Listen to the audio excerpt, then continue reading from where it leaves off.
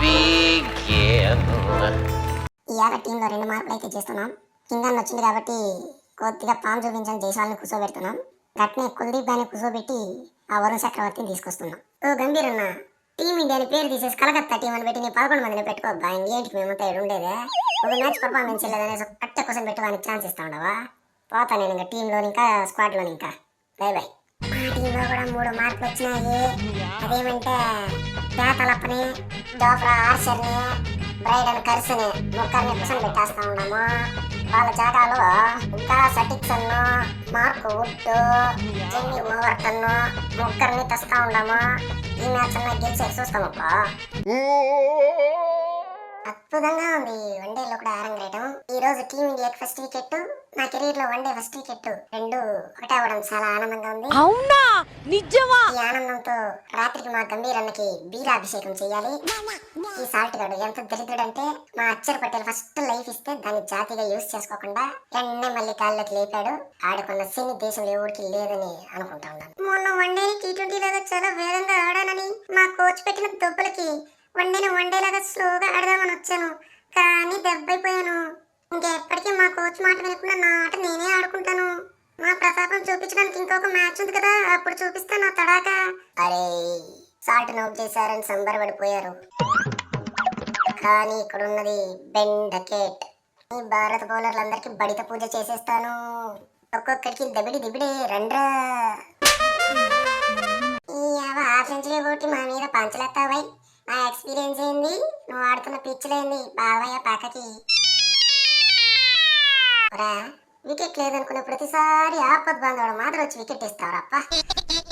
నువ్వా ఇంగ్లాండ్ ప్లేయర్ల కోసం పుట్టిన రిబ్రూకో కాదురా, మా ఇండియన్ ప్లేయర్ల కోసం పుట్టిన ఎర్రి ఫ్లవర్ చెప్పరా మేసమా. సప్త సముద్రాలు దాటినోడు పిల్ల కాలంలో పడి చచ్చిపోయినట్టు ఎక్కడెక్కడో ఎవరెవరి మీద హార్ట్ బీటింగ్ చేసింది నేను. ఈ పిల్ల బచ్చాగానికి అవుట్ అయిపోతున్నాను. నా దరిద్రం ఏంటో మరి. ఇంకో మ్యాచ్ అయినా వీడికి అవుట్ కాకుండా వేరే వాళ్ళకి వికెట్ ఇవ్వడానికి ట్రై చేస్తాను. నా బ్యాటింగ్ స్టైల్ మీరు టెస్ట్ లో మాత్రమే చూసారు, వన్డేల్లో కూడా చూపించడానికి ఇక్కడ వచ్చా. చాలా ఓపిక్గా గోడ కడుతున్నట్టు, ఓ గులాబీ మొక్క కట్టు కడుతున్నట్టు పద్ధతిగా నీట్ గా బ్యాటింగ్ చేస్తా. వీలైతే నన్ను ఆపండి. ఒరే జాస్ బట్లరు, మా దేశానికి వచ్చి పెద్ద ఇన్నింగ్స్ ఆడాలనుకున్నామనుకో కూజాలు శంబులైపోతాయి. ఓరాపు కెప్టెన్ అయిన పాపానికి ఒక్క మంచి ఇన్నింగ్స్ ఆడదామంటే కూడా కుదరనివ్వట్లేదు కదా మీ ఇండియన్స్. అప్పట్లో మా బ్రిటిష్ వాళ్ళు మీరు స్వాతంత్రం ఇచ్చి తప్పు చేశారా, ఇవ్వకుండా ఉంటే ఈరోజు నాకు ఈ గతి పట్టేది కాదు. అరే రూటు కళ్ళు మూసి తెరిచేలోగా యహా శనికాలో చాలా ఓపిక్గా అంటుకట్టి పువ్వు పూసేలోగా చెట్టును వేర్లతో సహా పీకేసావు కదరా జట్టు.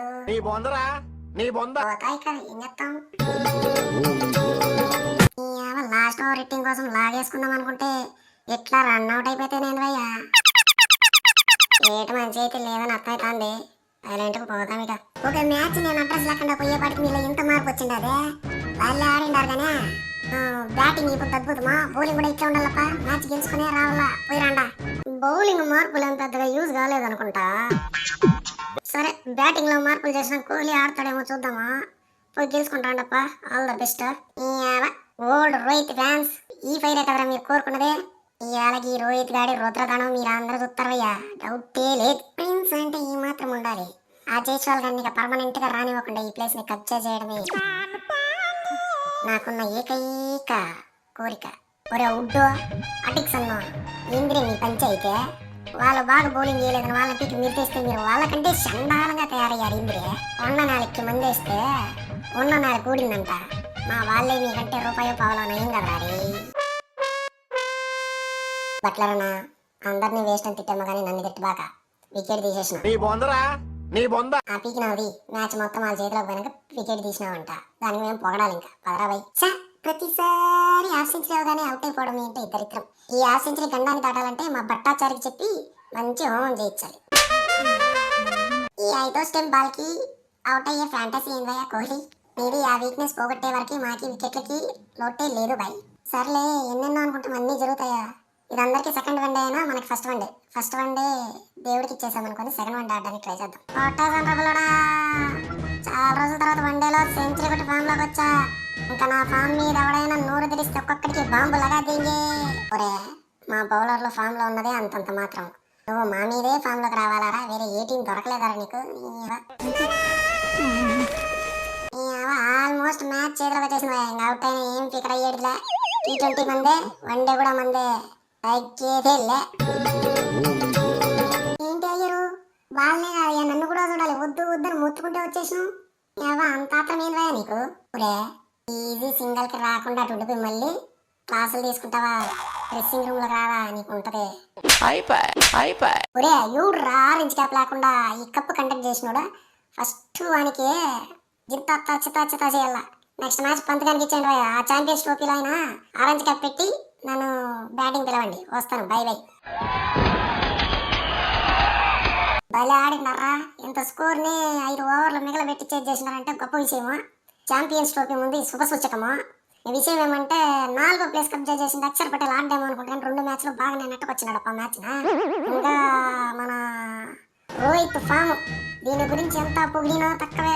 ఈ పొద్దు ఆ యొక్క బ్యాటింగ్ చూస్తూ ఉంటే వరల్డ్ లోని అందరి బౌలర్లకి ఇదో పెద్ద హెచ్చరిక మాత్రం ఉండాలి. Rohit Sharma hunting season start అయిపోయింది. ఇంకా ప్రతి గ్రౌండ్ ప్రతి మ్యాచ్ ఎరుపెక్కాల. బౌండరీలతో ఆడియన్స్ అరుపుల వల్ల కావచ్చు, లేదంటే బౌలర్ల రక్త కన్నీటితో కావచ్చు, ఈ ఫైర్ ఆగేదే లే. ఇంకా కోహ్లీ ఈ అప్ప ఫస్ట్ మ్యాచ్ దేవుడు కనేసా, దీని మీద మాట్లాడేదిలే.